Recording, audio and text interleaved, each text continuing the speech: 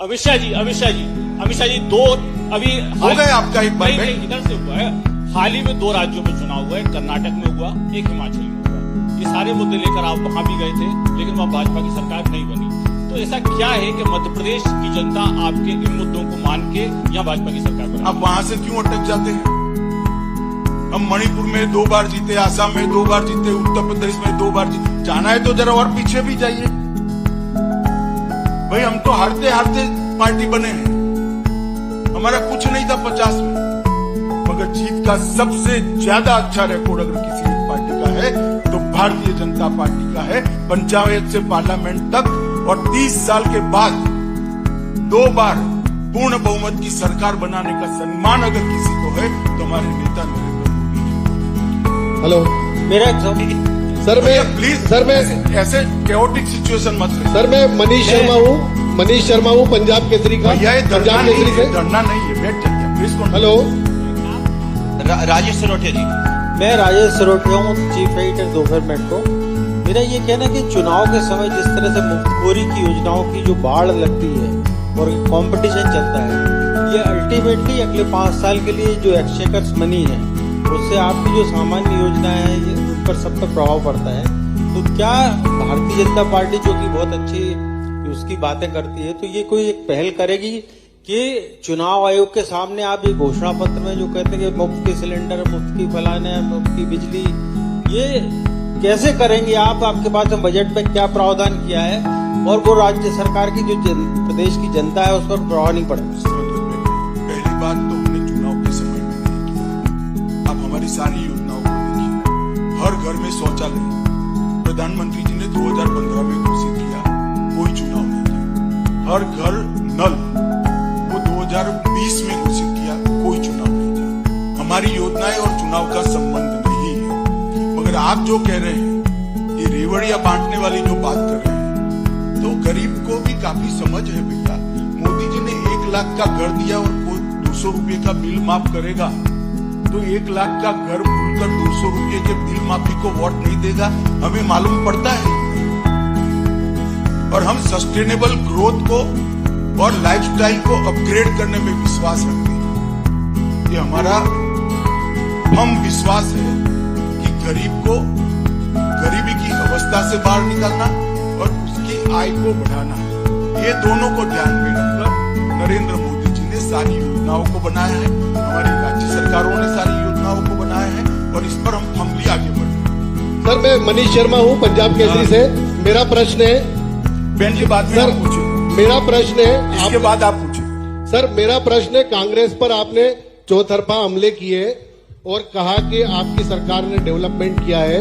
कांग्रेस का कहना है कि जब उन्होंने मध्य प्रदेश छोड़ा था दिग्विजय सिंह के समय, जब बहुत कम कर्जा था, आज मध्य प्रदेश सरकार पर कई गुना कर्जा है। तो आप बता सकते हैं कि जब दिग्विजय सिंह ने मध्य प्रदेश छोड़ा था और आपकी सरकार बनी, तब कितना कर्जा था और अब कितना कर्जा है? आपका अभ्यास जरा कच्चा है, आप कांग्रेस की बात में आ गए हैं।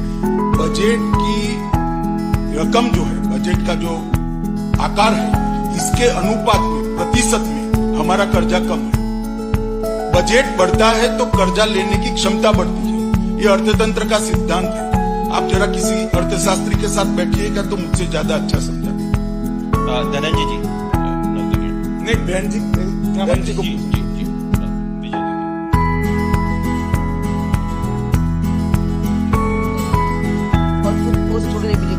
अमित शाह जी, अभी आपने कहा कि शिवराज जी केस में 20 साल में बहुत विकास हुआ, विकास गंगा बह गई। इस आधार पर आप कह सकते हैं कि आपको कितने वोट मिले, कितने जीते नहीं आप? शास्त्री या ज्योतिष को ही मिलना पड़ेगा। नहीं, इस पे अंदाज तो लगता ही। धनंजय जी। मैं नई दुनिया से मेरा सवाल है, 2018 के चुनाव में भाजपा का वोट प्रतिशत बढ़ा, लेकिन सीट घटी, सत्ता से आप बाहर। उस समय क्या कमी रही थी जो 2023 में पूरी हो गई है और क्या बदलाव आया है इस चुनाव? देखिए 2018 में 2015 से कांग्रेस ने एक सोची समझी रणनीति के तहत गुजरात, मध्य प्रदेश, राजस्थान और कई राज्यों में जाति के आंदोलन खड़े करने का प्रयास किया और जातिवाद का जहर जनता में घुलने का प्रयास किया था। 2018 का चुनाव जातिवाद के घुले हुए जहर की परछाई में हुआ था, फिर भी हमें 1 लाख वोट ज्यादा मिले कांग्रेस से। और इस बार उनके 15 महीने का शासन भी देख लिया है और हमारा रिकॉर्ड है ही है। मध्य प्रदेश के साथ एक ताजा कंपेरेटिव एनालिसिस करने के लिए उदाहरण उपलब्ध है। हमें पूरा भरोसा है कि आज देश की जो राजनीतिक स्थिति है, मध्य प्रदेश की जो राजनीतिक स्थिति है, हम बहुत बड़े बहुमत के साथ मध्य प्रदेश में सरकार बनाएंगे। मनोज शर्मा जी। सर, मैं मनोज शर्मा से न्यूज 18 से। आज प्रेस कॉन्फ्रेंस में आपने जिनका सबसे ज्यादा बार जिक्र किया, उन मुख्यमंत्री दिग्विजय सिंह आरोप लगा रहे हैं कि मध्य प्रदेश में नू हरियाणा की तरह बीजेपी दंगों की प्लानिंग कर रही है। चलिए, दिग्विजय सिंह को ऐसी आगाहियां करने का स्वभाव है। जो आदमी के मन में होता है ऐसी ही बात मुंह से निकलती है। 1 महीने बाद दिग्विजय को पूछ लेना कि दंगा क्यों नहीं हुआ। सर, गृहमंत्री जी।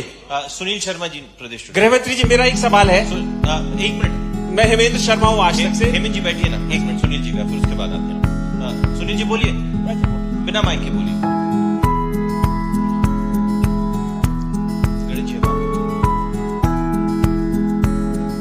अरे यार, मैं मध्य प्रदेश आऊं, इसमें आपको क्या आपत्ति है?